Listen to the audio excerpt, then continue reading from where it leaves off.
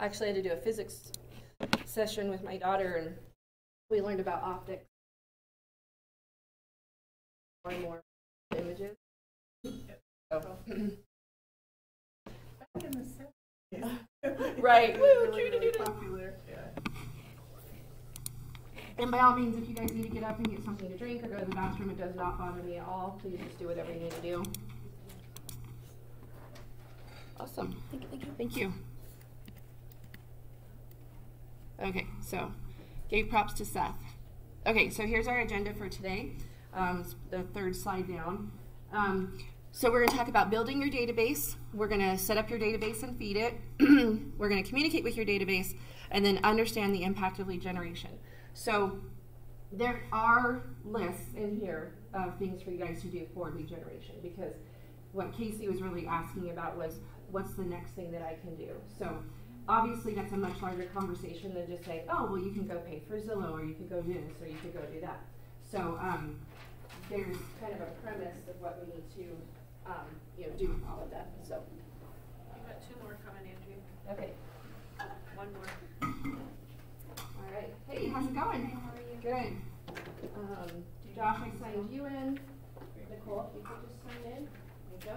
So we're on the third slide. We're on our agenda for today. So we're going to talk about building your database, setting up your database and feeding it, communicating with your database, and understand the impact of lead generation. And I do have lists of ideas for you guys, and we'll go over some other stuff. So, okay, so building your database, you have to make a plan. What I liked about this was having a monthly focus and a weekly focus. We all know that when I initially got into real estate, everybody's like, well, make your goals. Like, how many closings do you want a month, or how much money do you want to make a year? It was really hard for me to wrap my head around that. Because, so I was like, okay, well, I want 2 closings a month. Well, if one gets delayed or one falls through, then it's like, okay, well, now I'm not meeting my goals. And so that was a really hard one to kind of pinpoint. So then I was like, okay, well, I know I want to kind of make a certain amount of money, by the end of the year. So that worked a little bit better. So one thing I like about Keller, and a lot of other companies do this as well, is kind of backing it in. It's sort of eating the elephant one bite at a time, because when you look at like, oh, well, I would like to make, 100,000 this year, and you're thinking, oh my gosh, that's a lot. That, like, initially that was more money than I had ever made. Well, then when you back it in, like if you guys have done the business planning clinic, you realize like, oh, well, that's only like talking to 2 people a week. Like, you actually realize that based on like your average, commission and your average home sales price, I was like, wow, well, I could talk to more than 2 people a week. And so, so I love this because it just breaks it down into smaller bits and pieces. So, excuse me. So we're going to talk about monthly focus and weekly focus. So with building your database, you have a monthly focus. And so you probably would want to look at doing this maybe towards the end of a month as you're going to be going into the next month. And really, this isn't going to change month to month. This is just going to help you understand, okay, as I'm looking at, we got April coming up. As I'm looking at April, what am I going to do? And so you're going to gather data, assess information, and adjust your strategy. And I'm going to go into each of these 3 points. So, okay, so with gathering data, first of all, you guys need to analyze, is there a script you're working on or that you're using that works? Or is it not working? So you're basically just saying, okay, or maybe I don't have a script. I need to find one. So what is it? And your scripts might change with the years. So for instance, in January, you would want to use one, you would want to use a script, maybe like, hey, what are your real estate plans for this year? I just want to make sure that I'm able to accommodate your plans, and I'm, because I'm trying to figure out my vacations this year. Those would be a script that you would talk with people that you already know. Like, hey, Leah, I know it's been a couple of years since you bought your house, but do you have any real estate plans this year? You're going to buy, sell, or invest? And if she's like, no, we're good, we love our house, like, okay, well, do you have any family members that are going to do anything this year? Anybody pregnant or, empty nesters or anything like that? So that could be a good script to use, say, like maybe first quarter, January, February, March. And then as you're moving into, or if you're looking for listings, you could just say, hey, let's get your home on the market before everybody else so we can beat everybody, and then we don't have as much competition So anyways, hey CJ, how are you? Yeah, we're gonna need couple more. So I have some notes for you guys. We gotta make a couple more copies. So, so we're just talking about a weekly focus and a monthly focus. So we're in our monthly focus right now as far as lead generation goes. So, so think about what scripts you like. So if you've got one that's really working, then use that one. Like, you're like, okay, when I call, I'm comfortable with this script, and she's actually getting more. Oh, yes, yeah. We had one left, so she's getting more copies. And if you're like, oh gosh, I either don't feel comfortable with the script, or I don't like what it says, or I'm not getting the engagement I want, then you need to analyze what script you want to use. So talk with those of us like Josh, myself, people who've been around, and just say, hey, what's a script that you think is really good? Otherwise, I know we've got some binders floating around here somewhere, probably in the phone booth room, of all kinds of scripts that you could look at. So, then what lead generation source is working well, or which is not producing a good return? So basically what you're doing is you're really taking a step back from your business and saying, okay, what have I done that's worked well? And if you guys are newer in the industry, obviously you've started just talking to your sphere, right?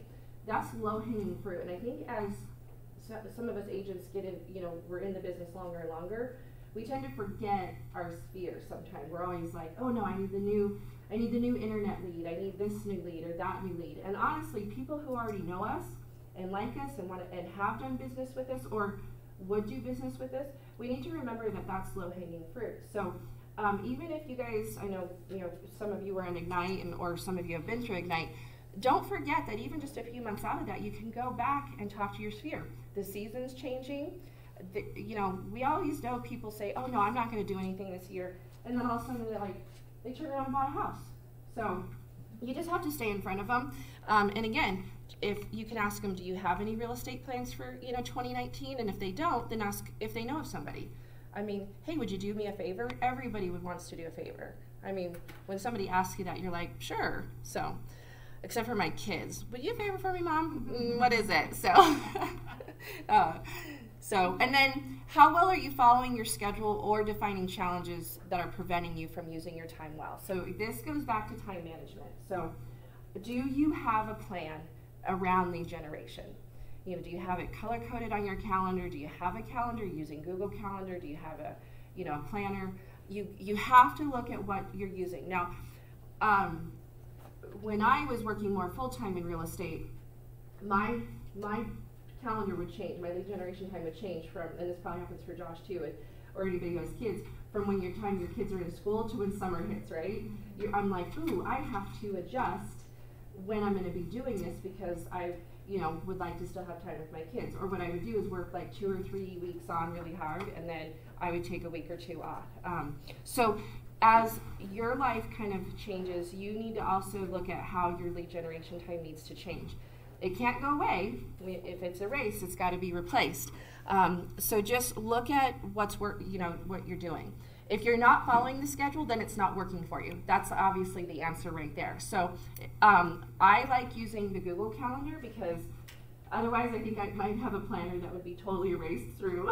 The pages wouldn't even exist. So, but use a system that you're going to come back to. Some people like having a paper planner, and that you just need to do whatever you're going to use, or use whatever that you're attracted to. So, so analyze your schedule. So these things you need to do each month. You need to gather the data. Basically, don't be hard on yourself. I know we're our own worst critics, but take a step back and say, okay, I totally blew up, January, didn't follow a schedule.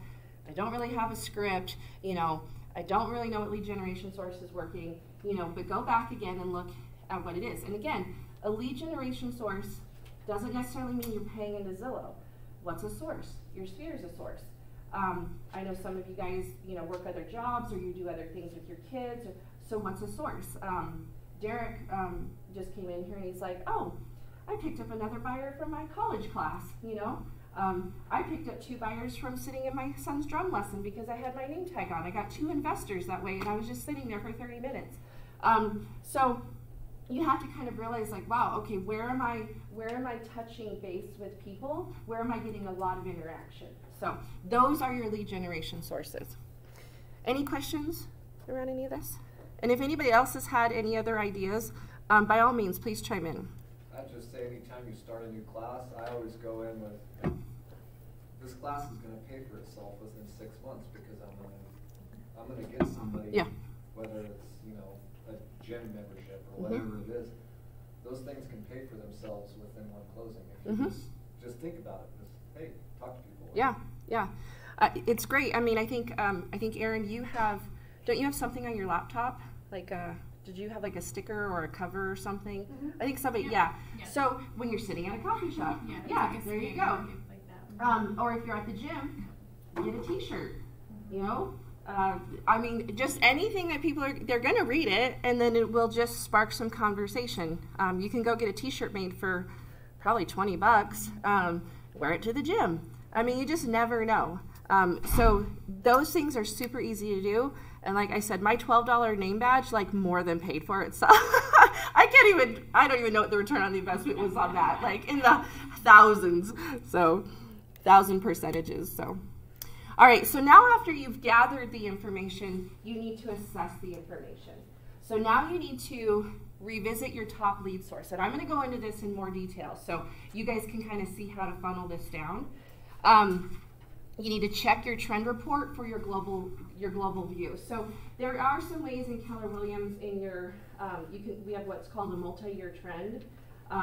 So once you guys have been in real estate for a little bit, and if we've got time at the end of the class, I can show you where to look for that. But it'll just kind of show you what your trends are. Like when do you tend to have your busiest months? How many listings did you take? How many buyers did you work with? So, and if not, you guys can track this, because I know we've got some people who are not with Keller. Just track it on an Excel sheet. Just what am I doing, each month of each year. And then evaluate the market trends to ensure you're in step. So again, where we are today is different than where we were a year ago, right? I hear a lot of agents who are like, no, the market hasn't shifted. Well, it's not shifted like 2008. I mean, I hope we don't have market shifts like that all the time. Oh my gosh, that's way too much stress. However, the market has shifted because interest rates are different. Inventory is still low, and yet we're seeing people sort of like slowing down or prices not escalating as much as they were this time last year. This time last year was nuts. I mean, we were just kept jumping and jumping and jumping. So the market has shifted, and that's okay. So evaluate the market trends to just, again, make sure you're in step, because what I did last year may not work as well this year. And so you just have to look at those, or even month to month. So does all that make sense? So gather that information and then come back and assess it. Right, so then after that, then we need to adjust the information. So define and decide where you're spending. Where are you spending your planning time? You guys probably need to, on your calendar, have some time where you can just sit and plan. I would do that on Sunday afternoons. I would take a little bit of time, it was quiet, and I would just say, okay, I need about an hour, and I'm just going to think about my week, and I need to plan time. Because, I don't know, I think this is a love-hate relationship I have with real estate, is it's fun and it keeps you on your toes, but you can wake up Monday morning thinking you have your day planned out, and then all of a sudden a client calls or a deal falls through or something happens, and you kind of love that change, and at the same time you're like, can I just have a day that I can predict, So again, I like at least being able to on a Sunday think, okay, what do I have set for this week? So make sure you guys are putting in a little bit of planning time. Where is your lead generation focus? Do we need to adjust that? Maybe 9 to noon is not working for you. You kind of feel like you're banging your head up against a wall. You don't really like you're getting a lot of voicemails. So maybe you need to adjust it to be from like 2 to 5. Maybe that just works better for you, So, what does your schedule work like? What are you looking like as far as getting a hold of people? I always seem to get a hold of a lot of people right around 4 o'clock. I don't know why it was, but it was like right before, kind of either after school, or kind of towards the tail end of work and before people got home. And I could always get them, and they would always usually talk to me. So, because I was like catching them right in between. So, I don't know. I like 4 o'clock. And then follow-up activities. So in the morning, I would do my lead follow-up from the day before. So I would do that from like 9 to noon. And then in the afternoon was when I would look at trying to catch some people that maybe I hadn't been able to get a hold of at that 4 o'clock time. So, and then look at what those follow-up activities need to look like for you. Any questions around this? This is your monthly focus. So you need to look at, towards the end of the month, coming in and looking at, gathering the information, assessing the information, and then adjusting the information. All right, so now your weekly focus. Your time block for planning. So again, whichever day that needs to be for you. Maybe you work, on Saturday and Sunday because you're doing open houses. So maybe you're taking it easier on Mondays. I'd highly recommend that if you guys are working through the weekend, don't just go right back into Monday working. You're going to burn the candle at both ends, and you are going to get really tired. So if you are working the weekend, I know, everybody's like, yes. Take Monday off. Just take, maybe, get caught up on laundry, do your groceries, do a little bit of planning time. Obviously, you can do a little bit of follow-up, but I would push myself really hard, and then I would just get really frustrated. So, so again, if you're going to work, if I did an open house on a Sunday and then people wanted to go look at properties, I would pretty much then just fill up my Sunday. But then I realized I had to take another day off during the week because I just felt like I was not getting caught up. So, so just make sure that you guys then still have that time block for planning. I like this one. Plan from Friday backward. What do you want to have accomplished by the time Friday rolls around? And then work your week backward. What happens is we push everything off to Friday, right? Oh, I'll get to it. We'll get to it at the end of the week. Well, then the end of the week comes, and I don't know what it is about Fridays in the real estate industry, but everything happens on Friday afternoon, right? I think people panic, and they're like, oh my gosh, the lender's going to be out of the office for the weekend, and I put all this stuff off, all week, and now I got to do these amend extends and all this other stuff, and so then everybody waits till Friday, and then Friday ends up becoming this cluster, and then you don't get to the stuff that you kind of maybe procrastinated on. So look at what you want to have accomplished by Friday, and then work your week backward. I really like that idea. Make your calls and your lists for each day. So again, this is a lot of, for those of you that just came right out of Ignite or have taken Ignite, look at your daily 10-4. Who do I need to call? What note cards do I need to write? Maybe I need to stop in and say hello to some people. So these are your lists. You guys, you have a lot of the tools already. It's just a matter of making this a system and a habit. And then consistently update your pipeline. So just make sure that you guys, like right now, you're calling people and just saying, hey, I want to know what your real estate plans are. If they say, well, I don't, hey, can I just get your quick update on your current information? I just want to make sure I have your, best email, phone number, and your address. Because you guys could start, even though they're not wanting to maybe sell or do anything right now, people love to get market reports of where their home is in their neighborhood. I mean, why is Zillow so popular? People constantly go in and see what the Zestimate is for their home.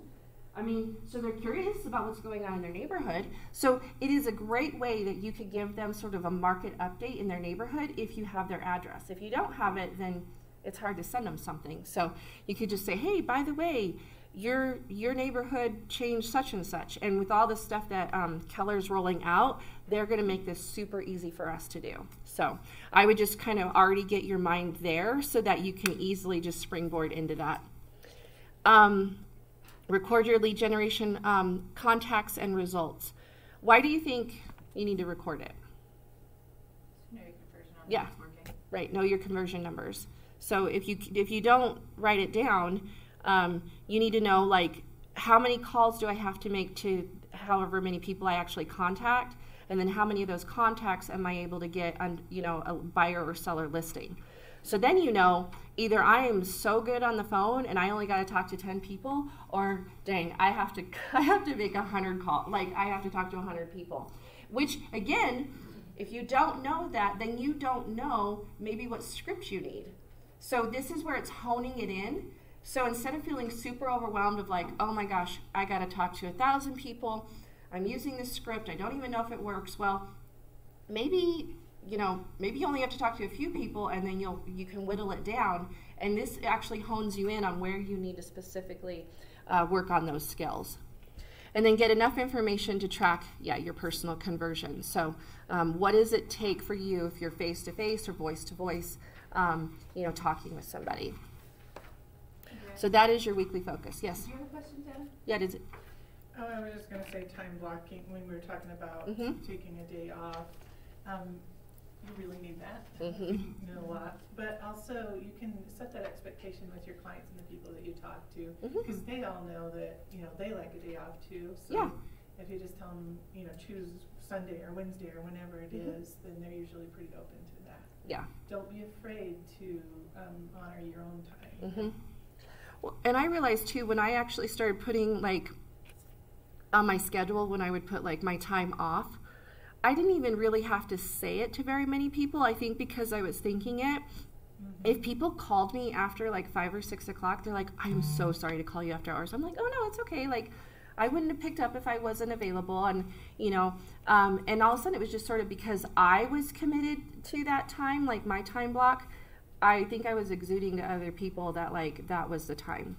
So, but the other thing to remember, if somebody calls or texts you at 11 at night and you respond, don't be surprised if that's when they try to contact you every single time.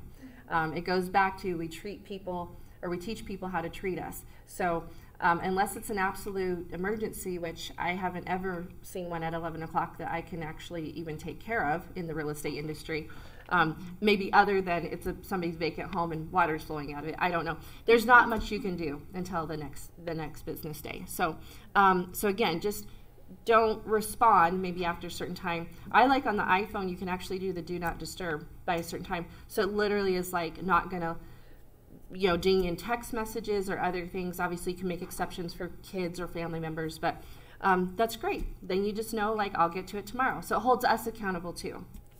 So thank you. That's great information. Okay, so you guys, I don't know if you have a chance to read the Millionaire Real Estate book, what we call the Red Book or the MREA book. It talks a lot about prospecting based and marketing enhanced. So when you're new in the industry, you have a lot more time than you do money. So you can do a lot more prospecting because prospecting will take time, and then marketing takes money. So you tend to kind of shift a little bit in this when you get busier in the industry and you tend to have less time and a little bit more funds to play with as far as marketing goes. They are coming out with a new MREA book, which I think it'll be, the models and systems are going to be updated, which is awesome. And I think what they're actually going to continue to go back to is prospecting based and marketing enhanced. It's never going to fully shift because we really should never get away from prospecting, right? You can, and yet then we tend to lose the relationship touch side of real estate because we're not continuing to touch base with our sphere and the people that we know. So just real quickly, prospecting is you're seeking leads. So you're going out, you're looking for those open houses, you're calling your sphere, you're door knocking, that's seeking leads. Versus marketing, which means you're attracting leads. So you're paying for Google or Zillow or something. So you're trying to attract those leads coming in. Prospecting is more time intensive because you've got to get out there and do it. Marketing is more money intensive. It takes money to have these companies do the marketing for you, or you've got to fund something. And then prospecting is direct. You've got to go out there and directly contact these people or directly do the action. And marketing is a little bit more passive. I can tell you that the bang for your buck, prospecting by and far, is way better than marketing. Marketing, you can attract a lot of leads, but they're cold. They're people who got on the internet at night and wanted to kind of look at stuff, and those aren't bad, and there's ways to do that, and we'll talk about it. Yet they take a lot more work, and it takes a lot more time to convert those than the people that we already know.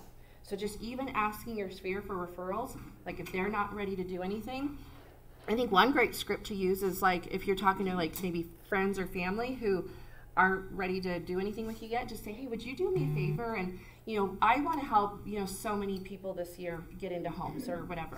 Would you commit to giving my name out to 2 people? Would you do that favor for me? They'd be like, oh yeah, okay, well here's a couple, I'm going to give you 4 business cards in case you lose any. But they want to do that for us, especially people who know us. So ask them for that favor. Say, would you commit to giving my name out to 2 people this whole year? I mean, okay, yeah, I got lots of time. I'll do that. I'll think about it. So, and people, especially if I give my word on something, then I'm then really actively looking to want to do that for someone. Any questions around prospecting versus marketing? Does that make sense? Okay. All right, so here's where we start to look at some of our lists. And you guys have these in your notes. I know they're not too real big. You might have to use a magnifying glass. So what we did here was you just listed out some of the things that you do for lead generation. And I've got some more lists that we're going to come up with. I've got prospecting and marketing that we'll get into in some later slides. And then you put how many did you get? Like, what was your, basically contacts on door knocking? Well, I got 10 this last month. I did door knocking. I talked to 10 people. So the number behind it is just what you ended up getting from that particular activity. So then, and this goes back to what our monthly and weekly focus is where we gathered the data and then we're analyzing it. So now we're prioritizing it. Okay, now I need to put this in the prioritization of what did I get the most from. Okay, wow, I got a lot of expired listings. All those calls I did, I ended up picking up all of those listings. So that one was really good. And then you whittle it down to what your focus needs to be. Because all of these things are good, but you guys we only need to really focus on, honestly, only 2. I mean, I highlighted the top 5, but if you can see on the top 2, I bolded those because out of all of that, 24, I mean, that blows away all the rest of it. So if you're really good at that, you want to stay in that and keep doing that activity. Does that make sense? Mm-hmm. So you guys really need to start thinking about, like, okay, if I'm going to go door knock for an open house, okay, how many doors did I knock on? Just keep a little notebook. How many people did I talk to? And then at the open house, did any of those people come through? Did I talk to any additional people? I set out 20 signs. I did a bang-up open house. How many people did I come through? So then what you can do is really focus on what you're good at. Like, I don't particularly have a great passion for open houses, so I don't know that I'm going to really go and, I can do them, and I do put out a lot of signs, and I do all that, although it's just not something that really gets me going. Honestly, I really liked calling expireds and FSBOs, and I did the 90 listings in 90 days, and I ended up getting 45 listings. So I was just good at that. So you just have to kind of think about it. It was totally terrifying. I mean, I got on the dialer, and I locked myself in my office. I told my assistant, I said, do not let me come out until I have figured out the dialer and I've made my calls. And so, because the dialer just terrified me at first. I'm like, oh my gosh, how is this going to work? And so I just had to lock myself in my office. And this was probably 5 years ago. And I said, I got to figure it out. I'm paying for it. And I was hadn't done it. And so then I was like, okay, once I figured it out, I would end up being on the dialer for an hour. I would talk to over 60 people, and I would set 4 or 5 listing appointments. I actually had to slow down because I could not, I couldn't get to listing appointment. I was 2 weeks out. I was like, oh shoot, I got to meet with people, more quickly.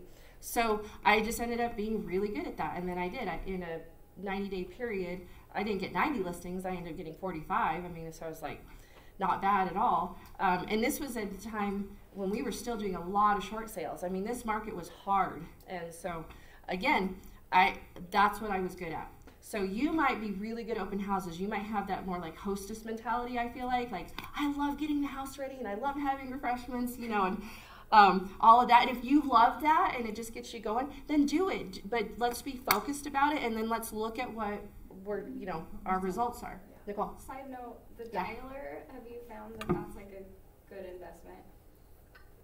If you're going to use it, because otherwise you're paying for it. I feel like we all know the reason that obviously Gary Keller talks about doing phone calls is because you can just get through a lot more people in less time, right? Door knocking's fun, and I like to get out and do that, but to hit 100 doors versus calling 100 people, 100 doors is going to take me probably 3 hours, and I could probably call 100 people in an hour and a half.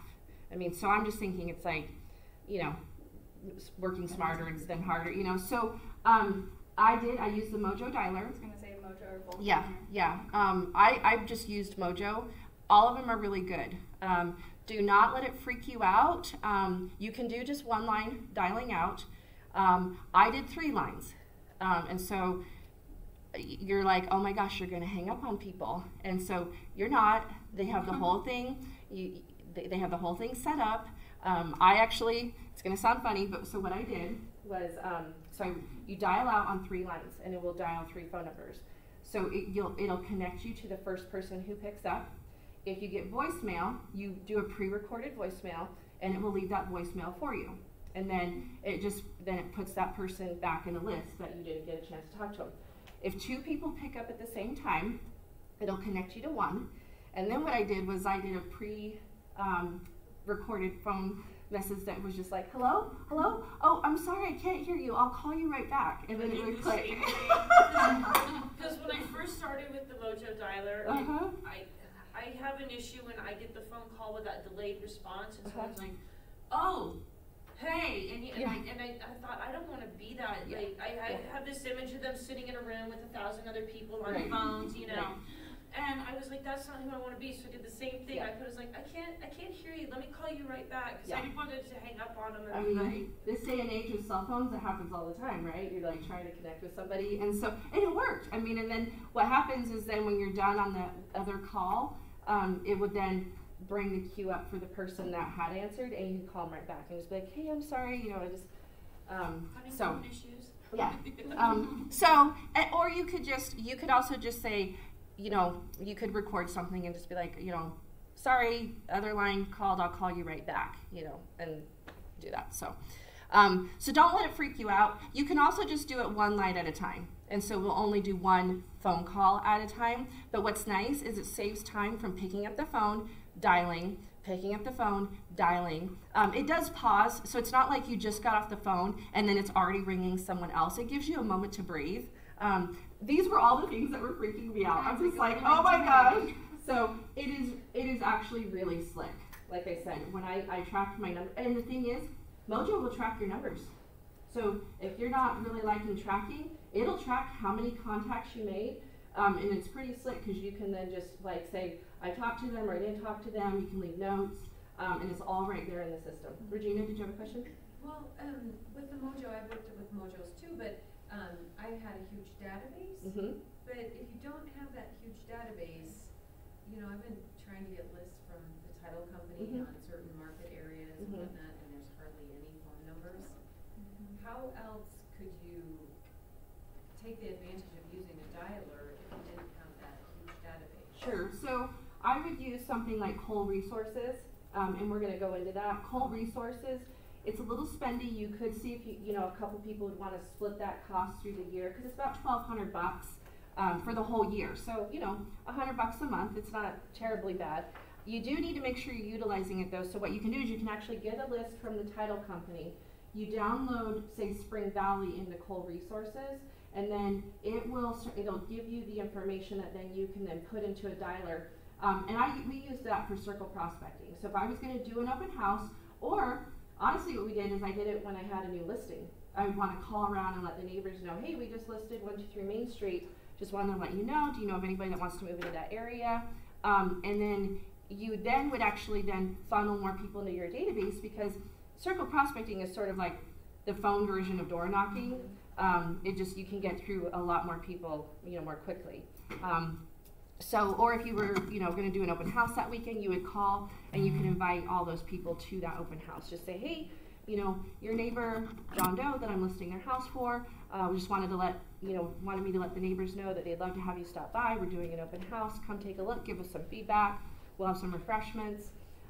So there's ways that you can get those lists to funnel into the dialer. So, you know, your sphere, and then you can separate those out. So your sphere should be, you know, would be one. And I believe on Facebook, you might be able even to export out your contacts, and then you could use that. You know, there's a huge list. So that would be one way. And I have the website, and I'll get that for you guys. So does this make sense where you really look at, making that list, prioritizing it, and then really focusing on, make your top 5, but I really focus on what your top 2 are, especially with whatever your numbers are looking like. Okay, so here's some ideas for prospecting. FSBOs, expireds, open houses, just solds, just listed, which you could do calls or you could do door knocking with those. Past clients, allied resources. Again, don't forget like the inspector that you or the group of inspectors that you tend to send a lot of business to. Call them. I mean, hey, do you have any real estate plans? I mean, we might assume that they have a lot of other agents referring business to them, but are those other agents asking for their business? I mean, and maybe they have their preferred agent they want to work with. I know some years ago, our MCA, which is what Michelle does here, we were all doing bold, and was it you, Josh? I think you went in with Mary, Ashley, and said, hey, would you like to buy or sell or invest in real estate? And she's like, no one has ever asked me. I mean, we all just assumed that she worked in this huge office, but you know what? Nobody had actually ever asked her. So again, allied resources and industry, your title person, just say, hey, I would love to be your go-to for your real estate needs. And sometimes we just forget, it's like right in front of our face. Geographic farming. So this is where you guys pick a neighborhood or somewhere that you want to really be the person that they know. I would suggest doing this in a neighborhood that you live in. Because one, they'll see you driving your car or doing things. If not, if you like a certain area, you got to pick that, and you have to work the geographic farm month over month over month over month. So this is like sending out postcards. This would be door knocking. If I would recommend a person for you to talk to, it would be Mary Ann Barrett. She is really good at this. So if you want to know about geographic farming and how to do it well, she moved here from Florida and did not know anybody here. So she started picking areas of town that she thought looked really nice, and she started sending out postcards, and she started door knocking, and she all of a sudden started getting listings and all kinds of stuff happening because she focused on a small area. So I would highly recommend. I did not ask her, but I know she's more than helpful. Marianne is so sweet. So then apartments. We don't have a lot of apartments here, but again, these are great opportunities where these people are probably renting. Maybe they'll have the opportunity to buy. I mean, rents right now are more than a mortgage. So, maybe that's what you want to do. You want to help people get out of renting and into home ownership. The net worth of somebody who rents is only about $5,200. The net worth of somebody who owns a home is over $100,000. So you could literally just say, I really want to help people get their net worth up. I mean, literally just the purchase of a home changes the financial trajectory for someone immensely. I mean, that is so amazing. And that was actually shared at Family Reunion in February. Corporations. We've got, St. Mary's, we've got CMU, we have oil and gas industries. Try to go find out who these HR people are. Maybe you could be the agent that they refer to as people are relocating. So maybe that's what you like. You talk to builders. There's banks. They're doing lending. Are they referring out to a particular real estate agent? Maybe obviously go to the bank where you're banking at. Investors, door-to-door canvassing, client parties. These are great. I would only pick maybe 1 or 2 to do a year and just do them great. Past clients, friends, and family that you want to do some sort of fun party with. Going to networking events. You've got like business networking international, like B&I groups or other networking events. So community events, participating, in the galas or the other fundraisers in town. Booths at events. You could definitely do like the home expo is this weekend. You've got the wedding expo coming up. Just make sure you have a very pointed message because a booth can cost a lot of money. And you need to have something at the booth that attracts getting the leads. So if you're doing a drawing, I actually did this some years ago at the Pork and Hops. So we had a little booth out there and we got a little flat screen TV and we did that as the giveaway. But one thing you have to do on your little I don't know, poster for people is that you have to have some language down below that says, by entering this drawing, you are giving yourself permission for me to contact you, you know, asking about real estate needs. So then you have been covered, because if they're like, well, why are you calling me? I only wanted to, you know, I only did the drawing for the TV. It's like, oh, well, yeah, I had a sign. And I did this all through Damien because I wanted to do it. And he's like, you can do a drawing and collect names as long as you have it disclosed somewhere that if they fill it out, they're giving you permission to contact them, just asking if they have any real estate needs. I mean, it doesn't have to be elaborate. And I think people get that, but again, that's a CYA for you to just, if you're gonna go do any kind of events like that, just make sure you have that language. I think my first year here, Jeff hit the wedding expo, did like a drawing for a limo, for the wedding or something like that, or, you know, and I was like, genius. You know? Yeah. Well, and then if you're going to do it, I would commit to doing it year after year after year, so that, again, a lot of these things are just, it's having the determination. You just have to have the commitment to doing these things, so you see, because you're not going to just go do the wedding expo once and be like, oh my gosh, this is amazing, you know? It's just time on task. Same thing with, you know, door knocking or phone calling. It's like, I was not great on the phone when I first started. I just kind of looked at it like, oh, well, I'm going to get practice, you know, and the more people I talk to, I mean, for sale by owners, I was just like, I'm going to call them, you know, and I had a pretty easy script that just said, hey, if I have a qualified buyer, would you be willing to pay a commission? And they're like, well, do you have a qualified buyer? I'm like, well, I don't know because I haven't seen your house. And so I'm just saying, like, if I have somebody in my database that's looking, I like to know everything on the market. Would you be willing to pay a commission if I have somebody, and I will only bring somebody that I have pre-qualified to your home? And they're like, well, yeah, maybe I will. And then, you know, you get 1%, 2%. Yeah, I'll do 3%. You know, it started the conversation. And I wouldn't even approach it by listing their property. I'd go in, I'd compliment their home, I'd give them a blank seller's property disclosure, and just say, hey, this will be handy. It'll avert a lot of questions, you know, or answer a lot of questions for the buyer. And then never even once talk to them about listing their home. And then I would just call, check in, and say, hey, did you do any open houses this weekend?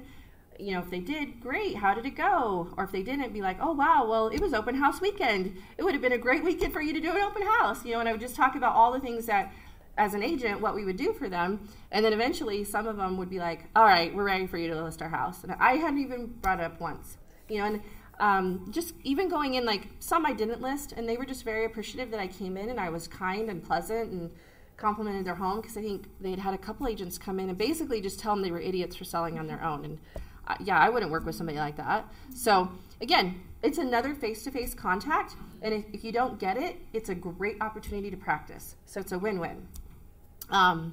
So teaching and speaking opportunities, if you have opportunities in other venues to go and present, maybe on a completely different topic, I mean, Leah's done art, you know, just other things.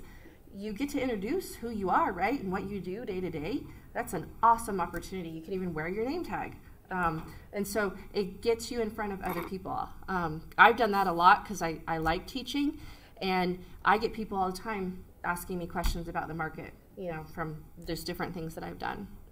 And then, yeah, just attending different seminars. If you guys do have chances to go to Denver for any of our regional trainings, I get a ton of referrals from Denver agents. I know Josh does too, probably Regina, because you just make connections over there. And there's only one Keller office in Grand Junction. I mean, when we look to send things to Denver, there's a lot of options that we have. What's nice is it gets all funneled kind of into our office. I've had Denver agents even, they don't know all of Western Slope. I think they think we just take care of the whole Wild West. But they'll still funnel it through me, which makes me think, oh, I'm their go-to person on this side of the state. And then I'll get it to, you know, like Glenwood or Montrose or, you know, wherever it's at. And they funnel them through me. So if you guys have a chance to go do those, take a lot of business cards. And Denver's a quick trip, especially if you can't get to, like, the bigger conventions like Family Reunion or Mega Camp, which I would highly recommend getting to those. It's just a whole new world. But going to any kind of different trainings across the mountain is a great way to network with outside agents. Any questions on any of this? So this is all prospecting. This is direct. This is you doing the task. All right, so now you can see marketing. We have a lot more, and this is on your slide, but I know it's small. And by all means, this is not an exhaustive list. You guys can do advertising, newspapers. I've done a lot of stuff in the Daily Sentinel. I don't think I've sold one house by having anything in the Daily Sentinel. Has anybody? I don't know. I have maybe gotten one call from an open house, and they were just trying to figure out where it was at, but I think that is the only thing I've ever been able to track. Once again, it goes back to consistency, because like Brenda Bounds, she's in the paper every single week. Every single week, people expect to see her, so be consistent. She's got a targeted demographic that always looks at the newspaper. Right. So. Yeah. So you also have to consider, Brenda's friends and family are still people who look very much at the newspaper. I don't even think I've been over to any of my friends' house and seen a newspaper anywhere in their house. You know, so like, I don't know if that's really going to work for me. So Josh is right and Julia's right. Again, if you're going to do it, make a plan around it and do it, because your marketing dollars, you know, again, marketing is it's a longer term commitment. So you just have to be very, very deliberate about what you're going to do. Kevin Emerson. About his good, bad, and ugly. He advertises every week. In the nickel. Yeah. And honestly, if I had to pick between the two, I would probably do something like that. The ad is it's a lot less expensive. Most people will pick up a nickel because I'm like, oh, well, you know, I want to see what other things I want to buy or do. And he's done really well with that. So again, if it's something you're interested in doing, go talk to Brenda, go talk to Kevin. Like, just ask, what did you do? Like, what do you find that works? And then, you know, just pick their brain on that. So with Kevin's, he actually had a form that he'd leave. So if people, he was kind of hands off. They come in, pick up the form, fill it out, and leave it for him, and then he could go from there. So, I mean, that partnering with a lender just makes that go a lot faster. So you can do that with some of your other ads as well. Absolutely. Personal vehicles, so you can put some marketing, you know, on your personal vehicle. You know, talk to your account. Make sure you're not. Nice driver. I was gonna say. I don't put anything about what I believe in or where I work, because if I accidentally cut someone off, I don't want to shame anything or anyone. So, but you can do that, and then you need to talk to your accountant about how that needs to look, because you can either write off mileage or you can write off doing stuff to your car, like gas and oil changes and tires. You can't do both. So you got to pick one or the other. So talk to your financial person about what you think is going to be best as far as a vehicle. Magazines, bus stop benches, signs, directional. I think signs are a good investment, because lots and lots of signs. I mean, people will just drive around here, and then I know people come to open houses because of the amount of signs that you have out. So I would literally invest in probably 25 open house signs, and I would probably put them all out. I would probably print off a map so you remember where to put them all, though. You know, because we've done that before and we have forgotten some. So again, just make a plan. Name badges, logo T-shirts. You could do billboards. I don't know if you're gonna do. Here's the thing with any type of marketing, you got to make sure that you either have your website or your phone number super big. You cannot put all of your information on the ad or on the billboard. It just drives me nuts. It's like they talk about white space for advertising. So you got to have enough empty space around what you're doing marketing wise for people to actually recognize it. And then it's going to take them 7 or 10 times before it actually registers. If you're doing roadside signage, keep in mind your font size. Absolutely. Because like your average street name sign when you're traveling down the road is a 6-inch letter. For you to be able to see it going down Patterson, it has to be that big. So if you've got 2-inch print, they win. Right by. Or the street signs, I'm like, in your neighborhood, they're 4 inches. I mean, just so that's a big letter. When you're up close, but think about it. Or a real scripty font that's hard to read. I mean, it might look really pretty, but that's just not the place to do it. And so it pains me to see some of those. That should be grocery carts. Sorry, that little typo there. Moving vans, brochure boxes. Again, I would go and talk to people who've done this. Obviously, don't talk to the salesperson that's trying to sell you the ads on the grocery carts. They're going to tell you it's amazing. But I mean, I've seen enough realtors go and do it. I might call them and say, hey, I saw that you were on grocery carts. Has it worked for you? Am I your only call? Right, right. And every marketing person who calls me, I'm like, what's the return on investment? Oh, well, you really can't do that. That's so hard to track. Or you're going to have to ask everybody. So it's like, no, if it's a good marketing technique, they should be able to tell you what the ROI is on those. So I've actually been able to save myself a fair amount because I'm like, I want to know what the return on investment is. I mean, I'm not going to just throw money away at something. And then you can do broadcasts like radio, ads, productions, voice, email. Again, it's going to be something that you're going to have to really commit to. Online, you could do pay-per-click advertising, SEO, social media. What I would actually do is I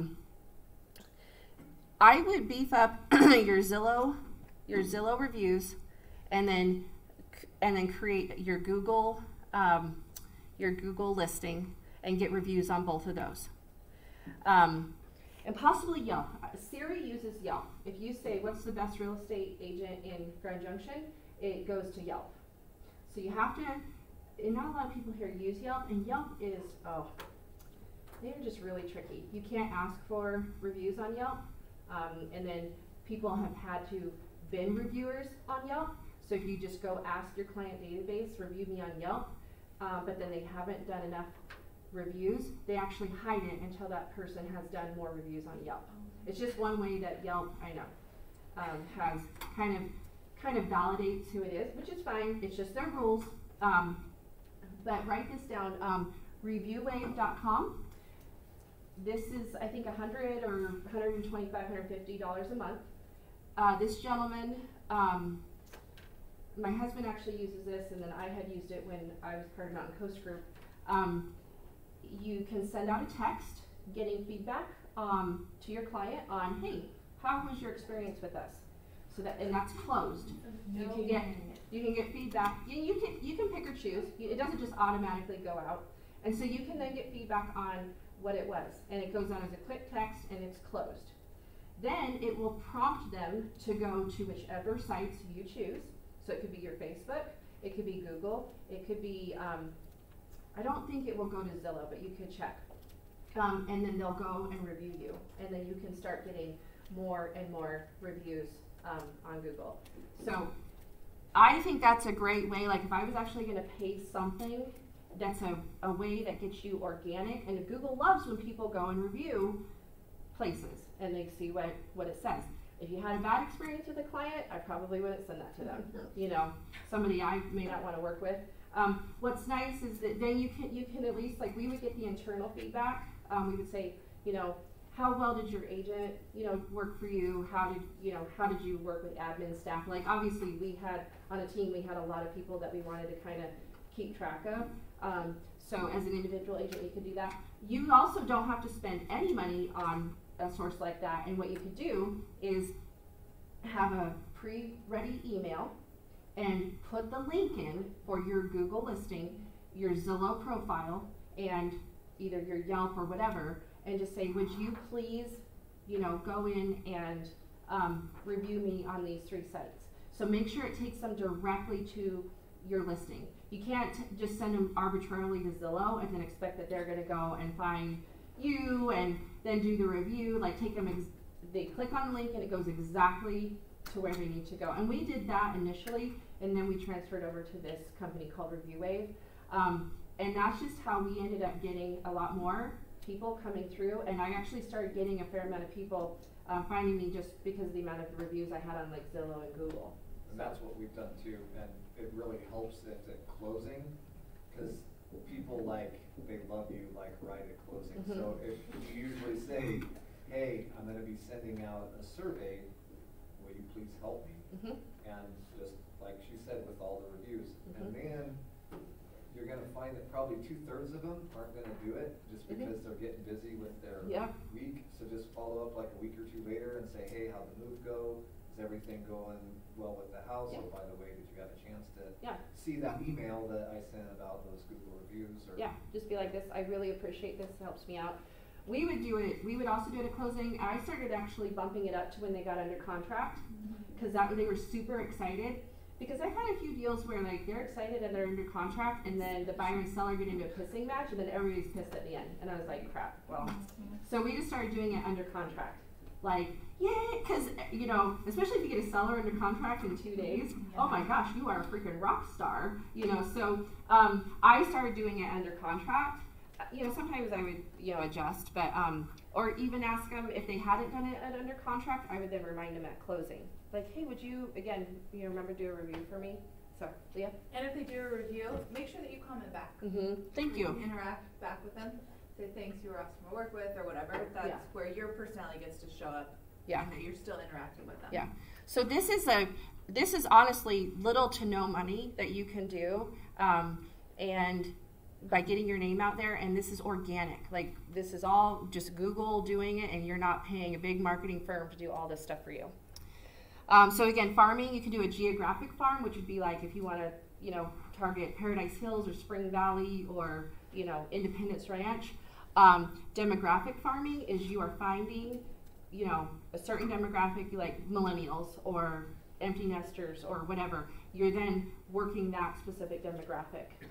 And there's companies out there like SmartZip and stuff that you can use. They're spendy, and they do a lot of analytics on the backside. I just honestly don't think it's worth it. I just think geographically, you guys can get lists from title companies for very little money. But if these companies, like, because I've used SmartZip, I did end up getting a listing out of it, and then they also bought again and sold. But I only got one out of all the stuff that we sent out. I mean, so I paid for it. However, based on their analytics, I should have gotten a lot more. And I mean, and I was calling these people, you know, right away. So, and that tends to go a little bit more with demographics. So again, if a company's trying to sell you on that and the information that they have, just really scrutinize it. And just because, you know, what's it going to cost me each month? And then when are you going to, and again, it's going to take you 3 or 4 months paying into it before you probably even start to get anything. So, Andrea. Yeah. Do you use RPR for your farming? No, I haven't ever actually used RPR. Do you? I don't use it for farming, but I mean, use it farming. Using the search tools. Oh, really? Yeah. And you can search distressed properties and so forth. That's great. Now I do. That's great. Yeah, RPR is honestly a resource that I know I haven't personally tapped into very much. So yeah, you guys, I know some people do some fabulous CMAs through RPR. I've always just done them through the MLS or MLS system. So yeah, get with somebody who's used it, and they can kind of show you the tools, or see if there's a webinar or, you know, some help stuff on RPR. But I mean, it is basically a database that has a lot of information that you guys could look at. And I think the information on RPR is really, really good. What I have done and interacted with, I've really liked. Yeah, so. It is a really incredible tool. Awesome. Yeah. So then you have direct mail. Again, if you were going to do, so for instance, if you did just sold or just listed, I would piggyback the money that you spent on that one. I would co-market that with a lender so that you're not bearing the entire cost. And then I would go door knock after those are just sent out, or you're going to do an open house. This is how you're just going to really maximize what you put the money in, because then they're going to be like, oh, wait, your face looks familiar. Oh, wait, I just got a postcard from you. And so it's just that recognition over and over again. So if you're going to do some of these, piggyback it with a prospecting activity so that you get the better bang for your buck in your marketing. Does that make sense? Right, I think in one of the Keller things, many classes I've taken, they have to see like 12 times before they start to really know you and think about you. So yeah. It's a lot of touching and sightings. Yes. And that's just And that's just, for him to remember me. Nicole? You said that you focused on expired and FSBO a lot. Was the direct mailing effective, or was the phone calls The phone calls. way more effective? So here's how I did the FSBOs and expireds. I used a company called Red X, or I think it's called the Red X, and they will pull, so they integrate with your MLS, and then they scrub it. So if any expireds got relisted, I'm not going behind the sign, you know, by calling them. Or if they had, like if we missed it, I'm immediately like, oh, I'm sorry, I didn't know. Thank you so much. Have a great day. You know, I'm done. So, so Red X would then scrub the list, and then I would take the list out of Red X and then drop it into Mojo.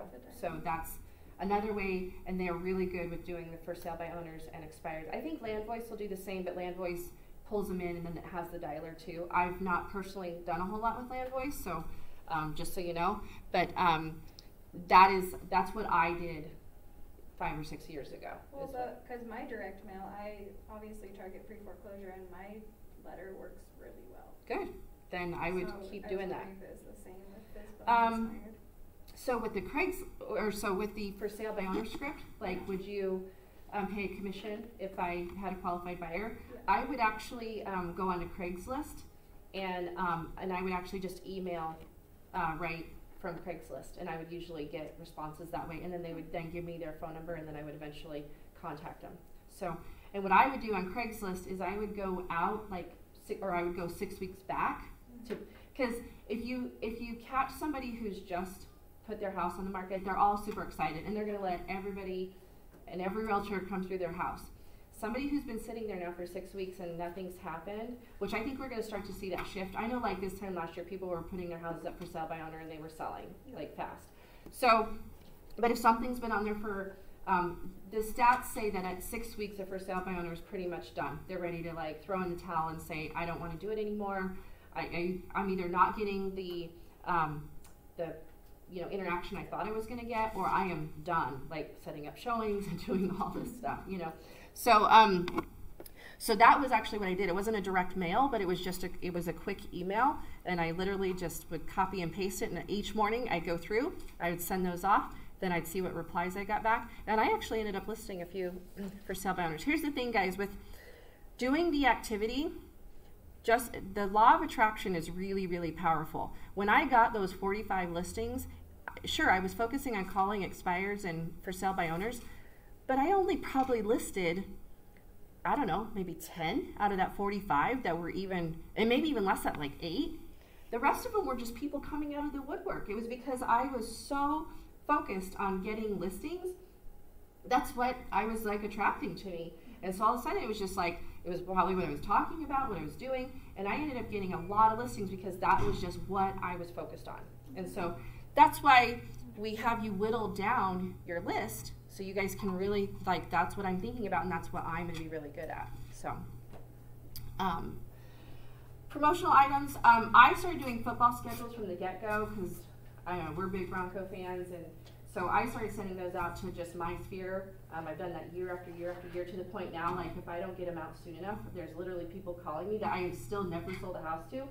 We really got our Bronco schedule from you. So there's little things, and those are fairly inexpensive. You can go in on bulk with somebody, a couple agents. That's what we used to do. A bunch of us would just chip in money and do schedules, and then you just stick your business card on them, and then you throw them in an envelope and send them out. If you frequent, a coffee shop or a liquor store or somewhere, you can always leave some. People like to have ones they can pick up.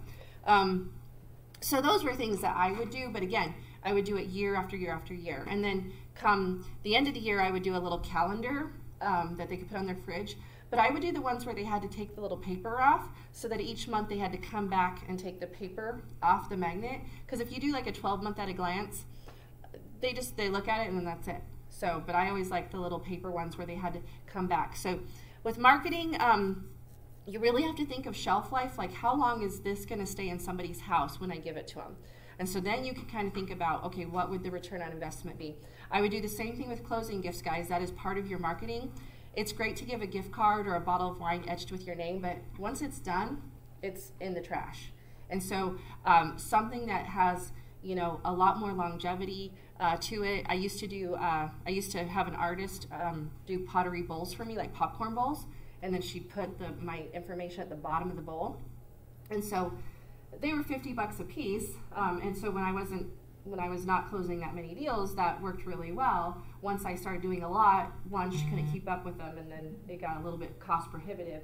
Just think about something, though, that they'll keep, that they will see in their house over and over again. I Hannah? have on my business cards as magnets. You can just order them that way, and then I always give out fire extinguishers, because the fire, you can just stick your thing on there. You don't have to have them printed out, and then they have that.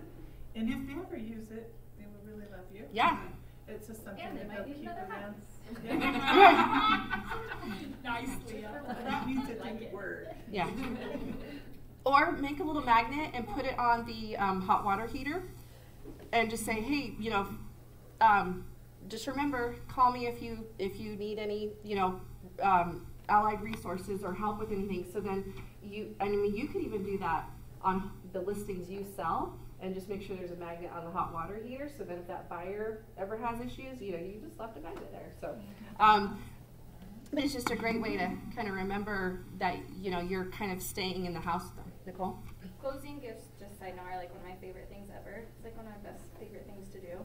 And all of mine are very custom. So like during the transaction, I find out what they like, or what they're into or whatever. And so it's always very meaningful. That's great. Every single person that I work with, they get something different, and it's like customized. And Yenter Custom Machining, if anybody wants to do custom things, they're wonderful. Okay. Like within 24 hours. That's great. It's great. Well, good. Yenter Custom Machining, they're out in Fruta, and they customize all of my closing gifts. They do like wine bottles, they do wine boxes, they do wood, they do Bibles, they do like everything. That's cool. It's phenomenal. That's They're cool. great. Yeah. That's awesome. Yeah, I think, again, what Keller's really driving towards right now is we're high tech, but we're also high touch. The real estate industry is still based very much on the relationship. You know, you can get a mortgage online and maybe talk to somebody, yet I think there's something different about the real estate agent relationship. So, all right. Okay, so set up your database and feed it. So now we've got captured and connected. So you've captured the prospect. They're people that, you know, you have the right to at least have a one-way conversation with. Keller's changing what was their I think 8x8 touch to actually a 19 to connect. They're saying that it actually takes 19 times to be in front of somebody to then finally connect with them. And then we have the 36 to convert, which is more of a conversion aspect. So if you see some of those old campaigns in there. So connected means you've connected with the prospect, they're connected by permission because you know them, and these are more interactive and value-based. So if you guys know, this is Mets and haven't Mets. So your Mets are people you've connected to, these are people you know, or you did connect with them through an open house and you have got permission to set them up on a search. The captured are ones like, these would be like internet leads that just came in, they registered, you've captured them, but now you need to get the right to basically get that connection and converse with them. So you'll hear this also be like permission marketing, like you have their permission to market to them. So this is the difference between captured and connected. So now we need to communicate with our database. So we're going to talk about the 19 connect and the 36 to convert. So here's, and you guys, oops, my formatting's off, sorry. So cement should be in the middle and 36 to convert should be at the top. I did this all in Keynote on my Mac, and then I had to convert it to a PowerPoint file. So. Oh, good. Thank you. Good. Okay, so they're good on your slide. I came in and I changed a lot, but I didn't catch this one. Okay, so 19 connect. You have 4 touches by a quarterly phone call, 12 touches monthly by email, newsletter, market report, or video, 2 touches, which is a promotional direct mail or a magnet calendar. So again, a couple times a year, you're just sending out a little promotional thing. And then 1 touch annually by a get-together. So again, these are people that you know. You've either friends, family, or close clients. These are the people that you know. So then cementing, it's just a high-value touch that solidifies the relationship you've just established. So this is sort of the glue between the two. So you want, because we want to move all of our converts to people that we've now connected with. And again, even though those people are connected to us, we got to remind them that we're in the industry. You know, I hear time and time again that friends and family of real estate agents will go and buy a house and they do it with someone else and they literally forgot that their friend or family member was an agent. So 36 to convert, you have 4 phone calls, 26 bi-weekly email or information, 2 touches, so 2 events, and then 4 touches of promotional items. This is to then get that person to convert. So this is a lot more work. So you just need to then analyze your database of who are your mets and who are your haven't mets, and you'll need to then figure out what kind of plan you need to put them on. The stuff that Keller's rolling out is they're actually, with the artificial intelligence, they're going to be able to tell you, hey, you should put John Doe, based on what he's done, on this campaign. And so it's actually going to do a lot of the work for us, which is really cool. And it will follow a lot of this, like this many touches and what we need to do. Obviously the events and the promotional items are going to be what you guys will have to do, but it's going to automate, like reminding you to do the phone call. It'll automate like the market report. So that's what's going to be awesome about the stuff that's rolling out. So is that the name of the campaign? It's, so we're no longer doing 8 yep. by 8. It's going to be 19 to Yep. Okay. Yep. This is what they've. So this is probably what's coming out in the new MREA book, because I've started to see this language coming out, and I had to actually go back and be like, what's 19 to connect? You know. So, yeah, this is what they've changed those to. All right. So understanding. Wait, can you go backwards? Yeah. So a connect to a convert? No, converts turn into connect? Yes. Okay. So it takes us 36 times to do it, to get them to there. Then once we're there, then they're at 19 times. So they're not getting hit 50 times. Right. Okay. Right. Right. Got it. Right. You might convert them after, I don't know, the 4 phone calls, or I don't know, whatever, or just after 1 phone call and 1. So then you shift them over. Does that make sense? So, but the thought is that for most people that just either pop in on a website or something, we have to be in front of them a whole lot more than people who already know us. So once we have connected with them, then we shift them over. So you're not doing, you don't leave the 36 to complete and then put them on the 19. That's why you can see a lot of these are the same. You've got the 4 phone calls, you've got the events, you know. So it's just a matter of how much you're staying in front of someone. So. Well, and I think that's probably where our hardest is because most of the time we're thinking of, you know, these internet leads and different ones as like our sphere of influence people. So we think that we're, you know, putting too much or connecting too many times because we're almost treating them as though it's somebody that we already have a relationship with. So that's just a mind shift on this is what stats show. Once we get there, then. And then that 36 to convert, those touches need to be of value, otherwise they're just going to turn you off. Yeah. So that's the kind of the trick is trying to come up with a. Yeah. So the emails and the things like that, I would literally just. That's why I would work to get an address, to get so they can get a market report. I mean, people or set them up on a home search. People don't want just like jargon of data in an email. You know, like just like wording. They want to either see a house, oh, I'm going to click on it, or what happened to the value of my house. I mean, those are what they want. That's what we found that people engage with more.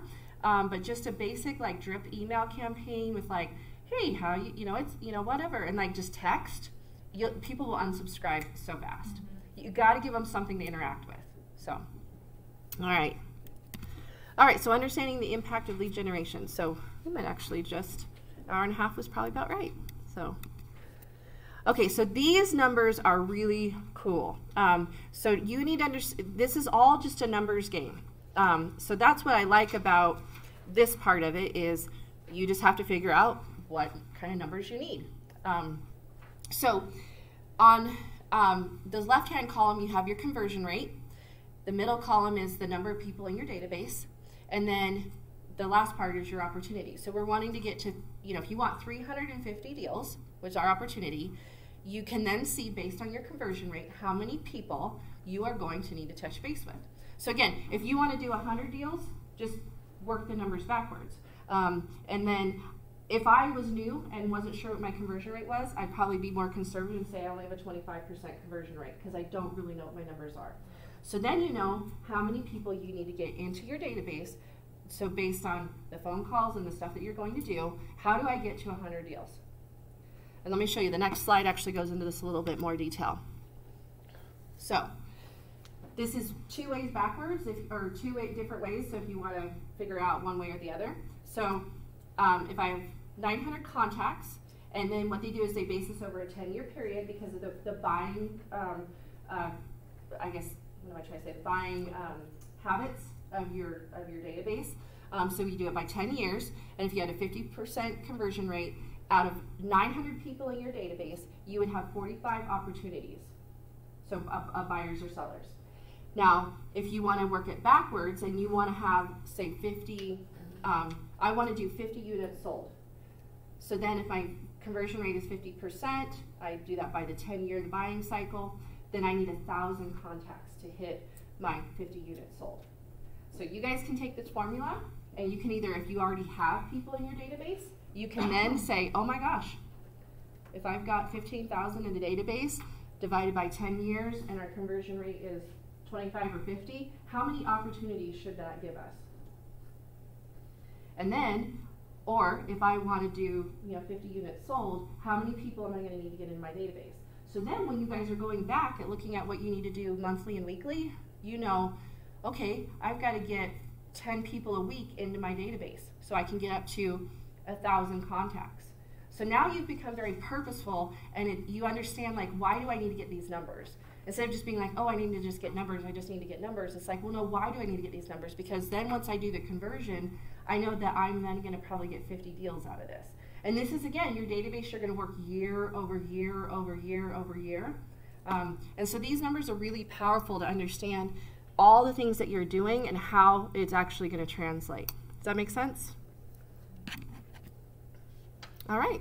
You guys have any questions or ahas or anything maybe I didn't talk about that you would have loved to see in there? Because I would love to then put that into, like, next month. Mobile app for us Keller Williams agents. Yes. And then rolling out second quarter with the upgraded app, that will be even better, because that's the one that's really super sticky. If you can get them on their phone. Yes. Yeah. Yeah. If you, well, and that's a great then value to send them. Hey, download my app. It's, it updates, more frequently than anything else. You can use it anywhere in the United States. I mean, I use it where we're traveling around, like when we were just in New Orleans, I'm like, I wonder what houses sell for in the French Quarter. So I just opened up my Keller Williams app, and it said nearby. I'm like, oh my gosh, $750,000 for an 800 square foot place. That'll probably flood. I'm just like, I use it. Yeah, I use that app every time we travel. I use it. So I feel I've used it too. Yeah, Leah? I don't know if this goes with this, but it's more of a question. So the more and more Zillow that's coming, the more challenges I'm getting with clients saying, why is the house priced this with the estimate this? How are you guys handling that? What I always tell them is that Zillow is basically pulling information from the public data. So they're going to the public trustee site, they're going to the public assessor site, they're going to tax records. They're not actually fully doing a market analysis on the home. I mean, and they're not a real estate company. No. Right. They are a marketing company that takes information. So again, what I would usually do is say, hey, have you gone on the assessor site and looked at what the assessor valued your home?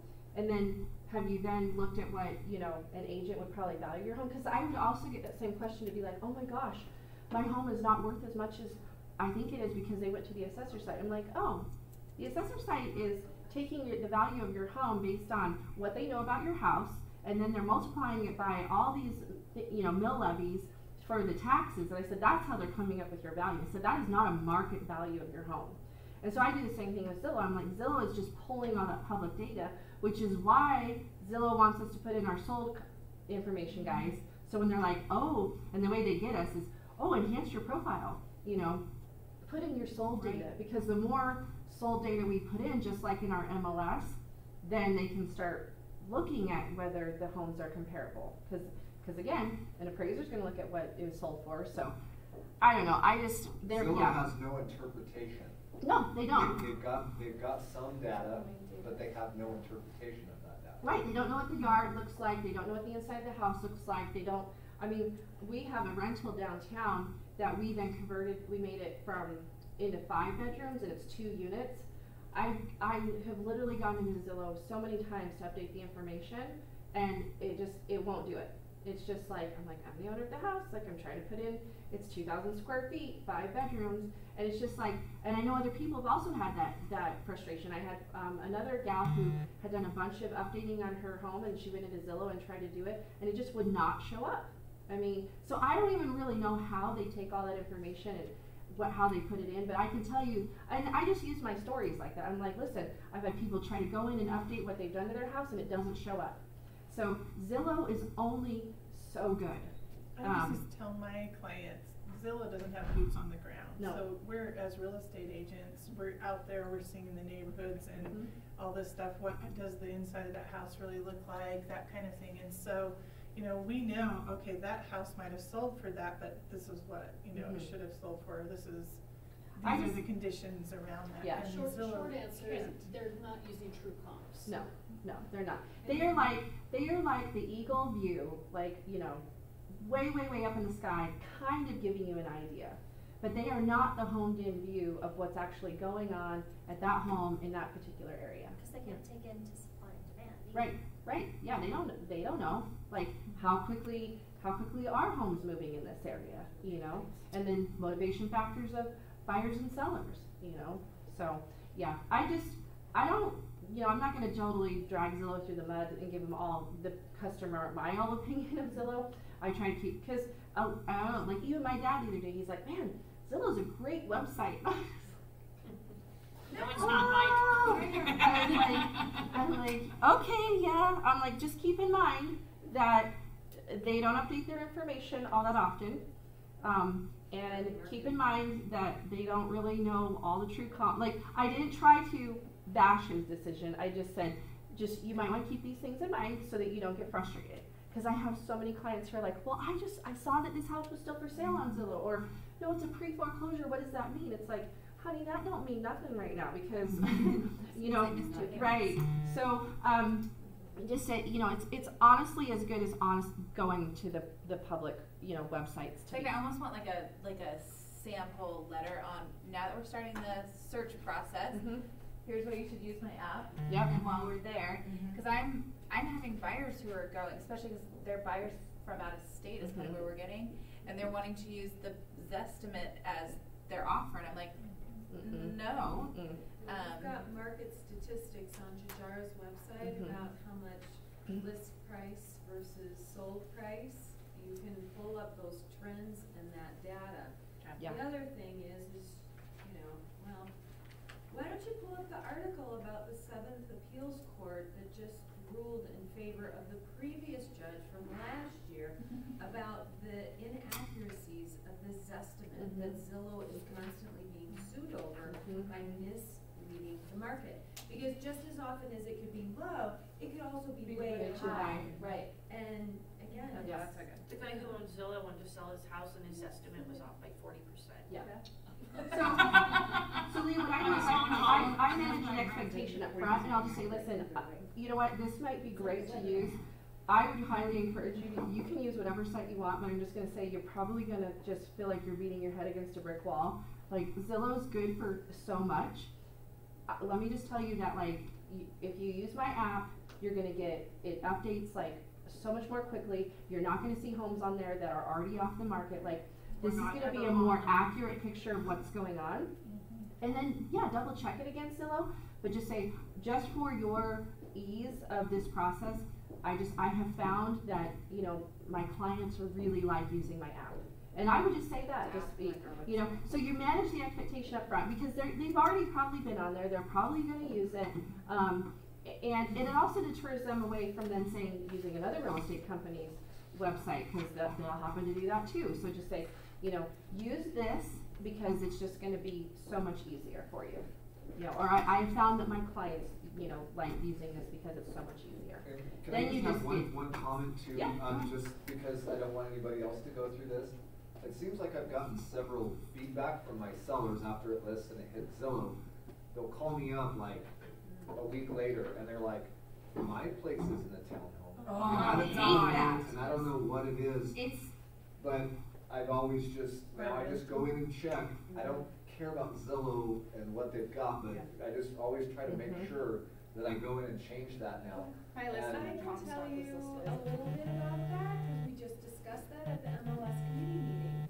So our IDX feed has been limited and only giving so much information out there for all of our websites, our apps, Zillow, Trulia, Realtor.com. This morning, we just went through line by line and agreed to release more information, because if Zillow doesn't have that in the IDX feed, they just go searching for it and they can come up with the first available thing, which could be the townhome.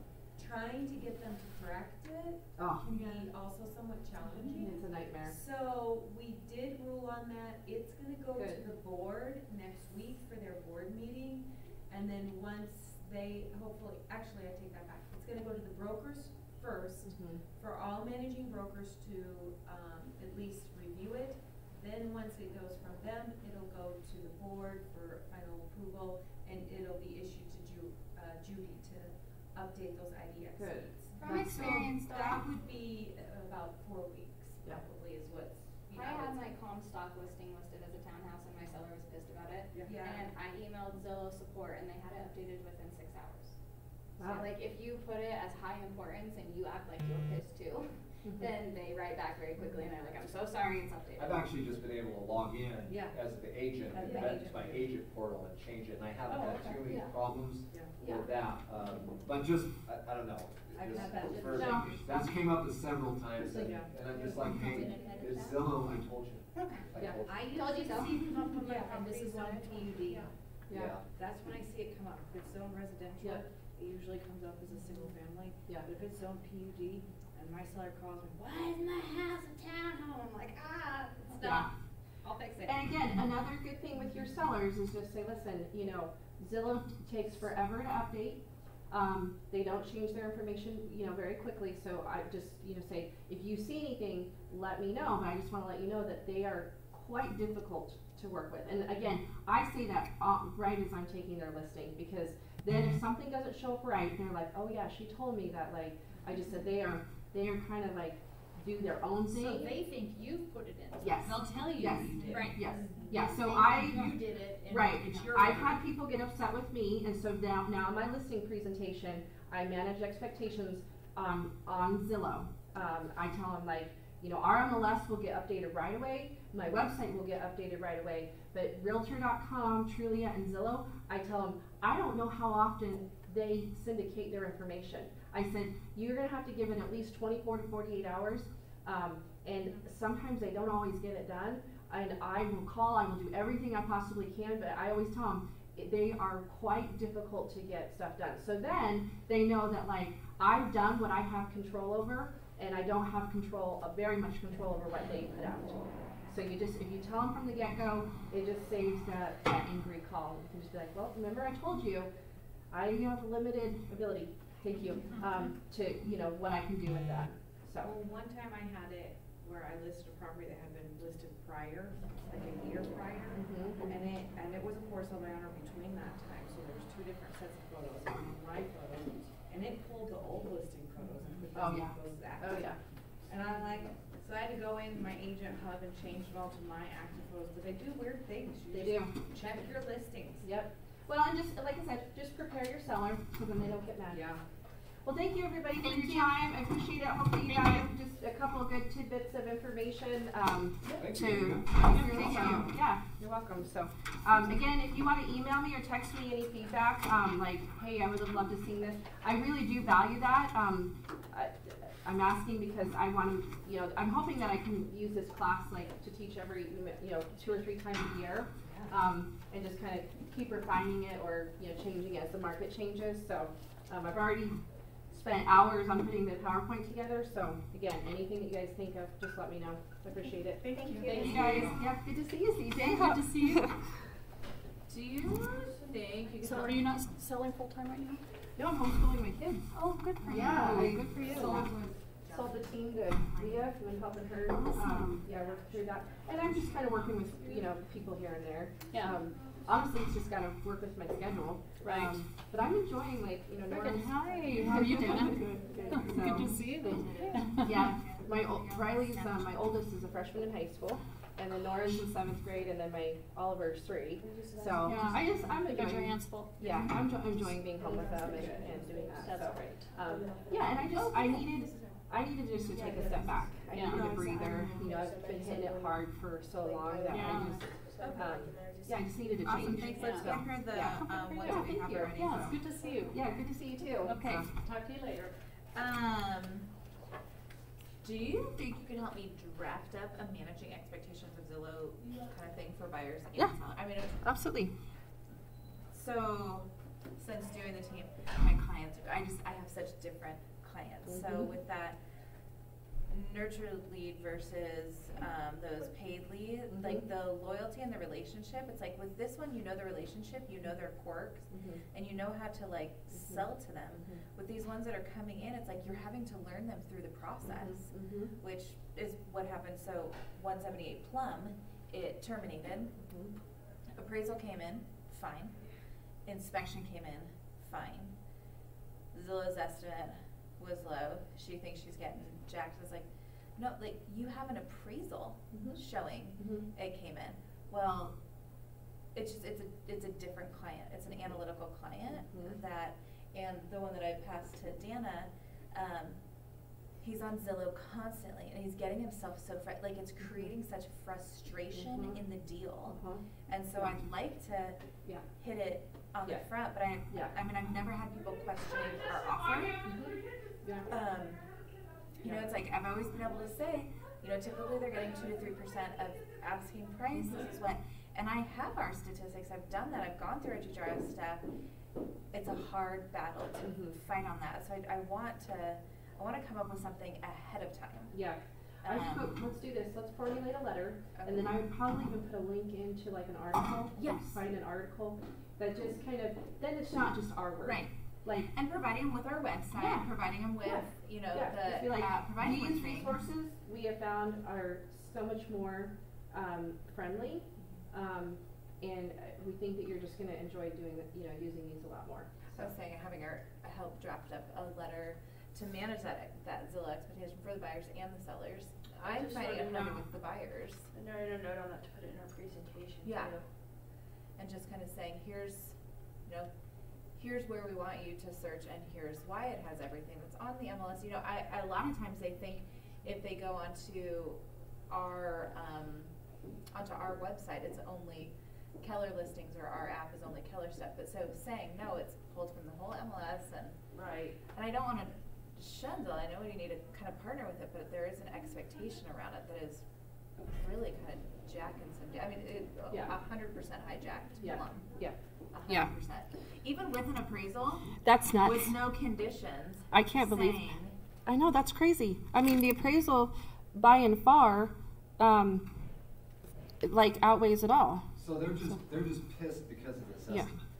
Yeah, and I'm thinking with this one, I don't think she really wanted this house. I think he did very much, and she didn't. But I have another client who, he's on Zillow constantly. I've given him the app, and then he's like, well, I just talked to the listing agent, and he said, blah, blah, blah. And I'm like, no, the listing agent is Diane. Agreement with them? Well, I have a buyer's agency agreement. But I said, but the listing agent is Diane Zanella. It's a woman. You didn't talk to the listing agent. You clicked in, asked for information, and a paid lead got sent to this agent.